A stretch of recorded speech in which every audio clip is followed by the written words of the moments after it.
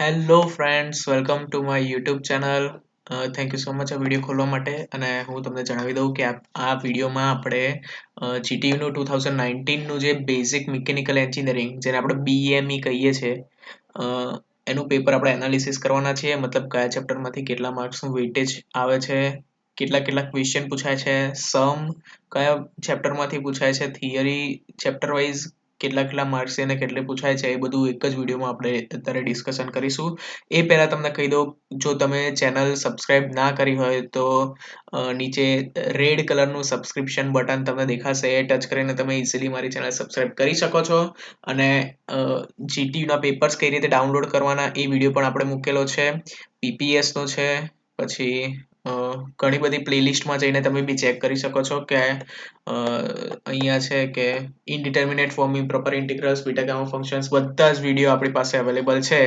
તો તમે ફટાફટ ચેનલ સબસ્ક્રાઇબ કરી દેજો અને આ વિડીયો પણ જેટલો બને તેટલો શેર કરજો.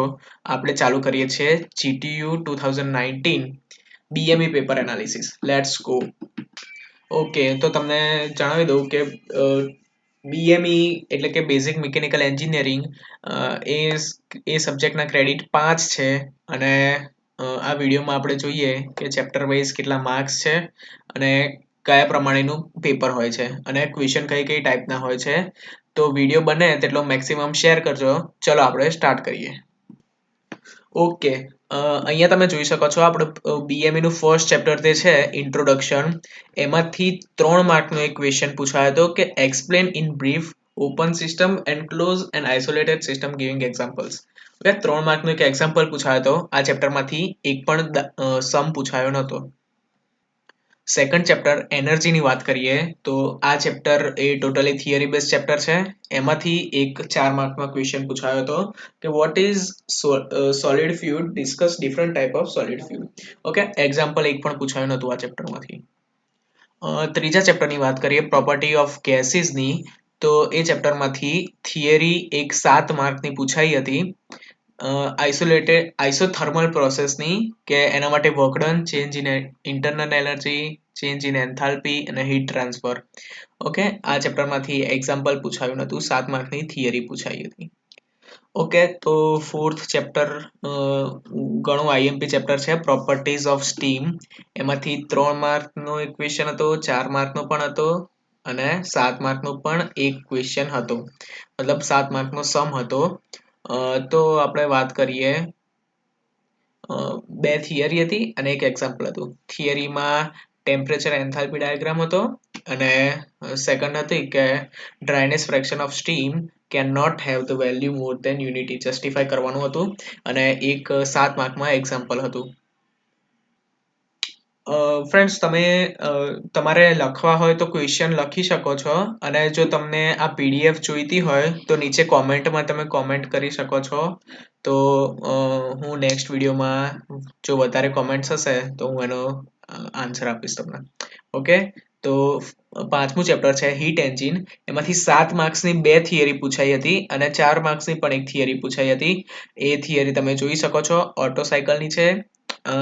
ઓર અહીંયા લખ્યું છે એટલે આ 2 થિયરી ક્વેશ્ચન 1માં 2 થિયરી હતી. આ બેમાંથી આપણને જે આવડે એ લખવાની હતી.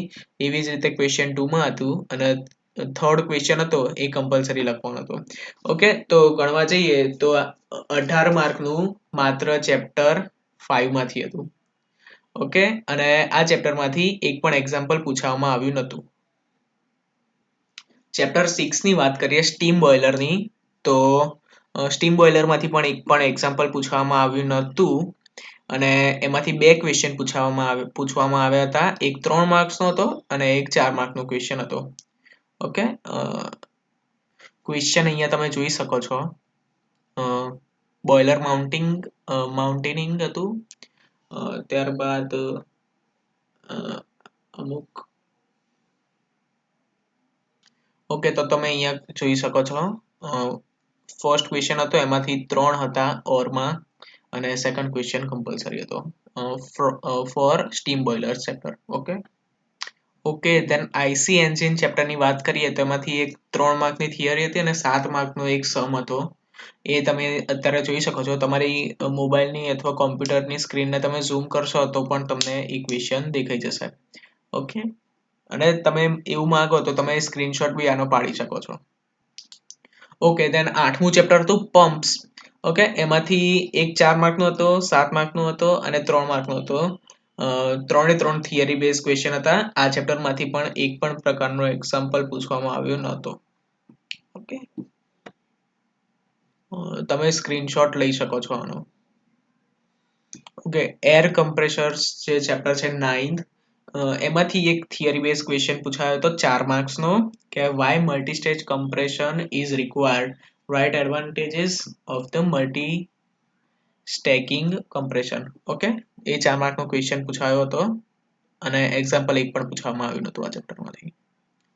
ચેપ્ટર 10 ની વાત કરીએ તો ચેપ્ટર 10 માંથી એક 7 માર્કનો ક્વેશ્ચન હતો કે which with net sketch explanation construction and working of split air conditioner. Okay, split air conditioner નું વર્કિંગ, કન્સ્ટ્રક્શન અને કન્સ્ટ્રક્શન ડ્રોઈંગ સાથે અને એનું વર્કિંગ મોડલ દર્શાવવાનું હતું. ઓકે, 11th ચેપ્ટર છે કપલિંગ, ક્લચીસ એન્ડ બ્રેક્સ. એમાંથી એક પણ પ્રકારનો થિયરીનો પણ એક પણ હતો નહીં અને એક્ઝામ્પલ પણ એક પણ નહોતું. ઓકે, તો તમે માંગો તો આ ચેપ્ટર સ્કીપ કરી શકો છો, તમારી ઈચ્છા હોય તો. દેન આપણે ચેપ્ટર 12th ની વાત કરીએ તો એમાંથી પણ મતલબ થિયરી પણ નથી પૂછાઈ અને એક્ઝામ્પલ પણ નહોતું પૂછાયું. તો એ ચેપ્ટરનું નામ છે transmission of motion end power. તો એ પણ ચેપ્ટર આપણે સ્કીપ કરી શકીએ છીએ. દેન આપણે 13મા ચેપ્ટરની વાત કરીએ, એન્જિનિયરિંગ મટીરિયલ્સ. તો એમાંથી 7 માર્કની એક થિયરી પૂછાઈ હતી, એ discuss the following with application and properties. એમાં હતું ગ્લાસ, સિરામિક અને પ્લાસ્ટિક. એક્ઝામ્પલ એક પણ પૂછાયું નહોતું આ ચેપ્ટરમાંથી. ઓકે, તો આપણે આ 13 ચેપ્ટરની વાત કરી કે શેમાંથી શું શું પૂછાયું હતું. તો એમાં આપણે જોઈ જ શકીએ છીએ કે એમાંથી 2 ચેપ્ટર તો સ્કીપ કરવાના જ છે, તો આપણે 11 ચેપ્ટર ગણીએ. એમાંથી પણ જો તમે અમુક ચેપ્ટર સ્કીપ કરવા માંગતા હોય તો તમે કરી શકો છો. ઇઝીલી સારામાં સારો તમે સ્કોર કરી શકો છો. અને આવા વધારે વિડીયો દેખવા માટે આપણી ચેનલને સબસ્ક્રાઇબ કરી દેજો. Okay, thank you so much.